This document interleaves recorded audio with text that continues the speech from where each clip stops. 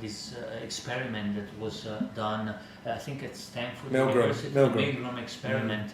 It's available on the internet. I think both the description and the video of the experiment itself, where they got they got ordinary citizens to do very violent or or even deadly things to other citizens. Obviously, it was all acted, but the perpetrator was sitting next to a figure of authority that said, "Don't worry, I know what I'm doing, so proceed and give the electric shock to the person in the cabin." And then they had this sort of screaming coming from the other room. But people felt in a way that they were, most people, I think more than 60% of the people went all the way and gave the deadly electric shock, just because they said they felt in a way absolved, in a way they felt that they were not responsible because they were following orders. Yes. And this kind of attitude is quite shocking, but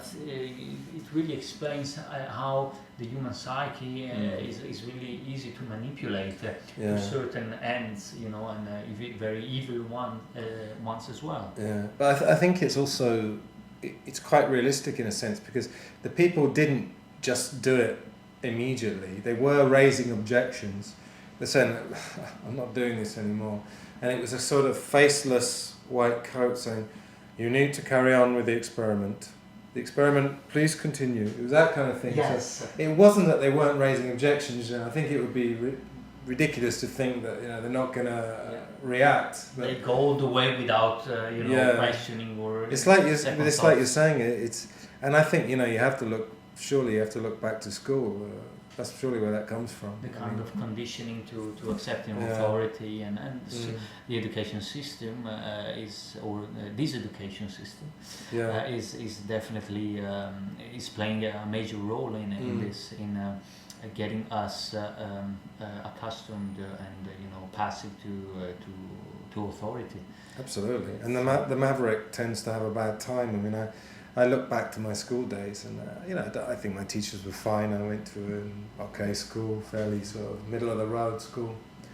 But then I think there was a guy. I'm not going to give his name, but he was a troublemaker, and he was actually quite intelligent. I think he's gone into computers. He became a computer whiz kid, But they everyone had it in for him, and obviously the teachers and the pupils, actually, there was almost a solidarity between them because they all hated this guy. And so the teachers kind of were hard on him, and then he got transferred to another school. He didn't actually get expelled. His parents decided to leave. But what I didn't like was that they said, "We've already contacted the teachers at your new school and told them all about you." And I kind of feel like, well, okay, give this guy a chance, But they immediately made a point with this kind of wicked grin on their face of, we're going to make sure your next experience is going to be just as bad. I mean, we were presenting you as I didn't like apple. that. I didn't like that at all. And talking of experiments, there's an experiment. I've written about this on my blog. They took 30 kids and they put them in a sports hall, in a PE hall.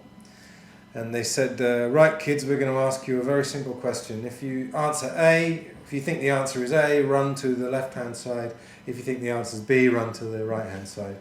But they told 29 of the 30, run to the right-hand side, whatever happens. And they said, "Right, what's the capital of England, London or Moscow?" And this is 12-year-old kids. There's no way they wouldn't know, we hope. So anyway, they say, "Blow the whistle, go!"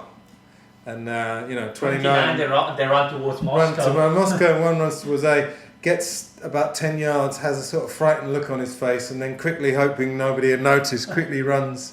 And I mean that's a very interesting experiment. It's very simple. And very telling. It is very telling because you got to realise all this stuff is very ingrained. It's and another thing really, which all this comes down to, is that the conscious mind is 10%, 5% of our capacity of our mind, but we're told that, or we're taught, if you study media and everything, that anybody's talking about anything quote unquote mystical, spiritual, subconscious, they'll be made a fool of it. If you watch any TV show, that's generally the way it goes. But we're taught that religion is definitely true. It's acceptable. So where does that come? I don't understand the logic there. You know, that this unknown force is fine, but anything spiritual or Eastern or anything is to be treated with skepticism. I mean, if that's not deliberate, then I don't know what is. So, Yeah. Call me paranoid, but there you go. Just want to say one more thing about JFK. There was a committee called the House Committee on Assassinations, who did a subsequent investigation, probably about 15 years, and they concluded that Oswald didn't act alone. So, in fact, an official conclusion is that Oswald didn't act alone, which is very important. Same with Martin Luther King. They did a trial by television in the 70s, and they found that it wasn't that Sirhan pulled the trigger, but was almost certainly part of MK Ultra, which again is a mind control program, which is declassified, it's out there in the open. So another thing to realise that a lot of these things are officially, Osama bin Laden wasn't officially on the FBI's most wanted list for 9/11.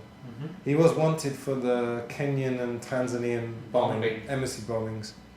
So, not only is media defending the official line, but they're actually defending a line which isn't official to some extent, So the media becomes the official line. It's not even documentary, the documentation official, Yeah. I think I've burned myself out now. You have to take over now. What next? Well, I'm going to ask you, I want you to talk about this. Peter Joseph and Stefan Molyneux have been... they have lots of arguments. Every time the Zeitgeist film comes out, Stefan Molyneux does a review of it and upsets Peter Joseph, and they end up trading these videos back and forth, rebuttal after rebuttal. Yeah, so can you talk about the debate they had recently and what's happened since? Yes, I think Peter Joseph was invited to Stefan Molyneux's podcast, and they had a debate that revolved around the idea of libertarianism, the libertarian view of the economy versus what is proposed by the Zeitgeist movement, resource-based economy or a natural law economy. Yeah. And the debate lasted more than 1 hour. It's quite a long it was video. Even 2 hours. Almost 2 hours. Yeah. And it started with the best intentions. Yeah. with Peter Joseph trying to agree that they basically agree with Molyneux on a lot of things that he does and he says, which is fair enough. The guys are very. I think they're on the right side at the end of the same side. Yes, they're on the same side. Absolutely. I think really, yeah. But then, when it came to debating the details of the implementation and especially certain concepts like non-initiation of force, non-coercion, that is the base of libertarian philosophy, and also the idea that the market is not free, and we should really move towards completely free market, which is the real capitalism, without any state intervention and without any state at all. Actually, the total elimination of the state is the goal of this. I think he's an anarcho-capitalist. Libertarians. I'm not very good with the definitions. That's what Stefan Molyneux is. That's how he defines himself, an anarcho-capitalist. And that's where we started to see the first sparks and the first disagreement. And I don't know very much about all the Austrian School of Economics or the libertarian view of things, but I have the feeling that as long as any market is around, really the market itself is around, well then we cannot really have a true how to say a truly developed society, a truly prosperous society.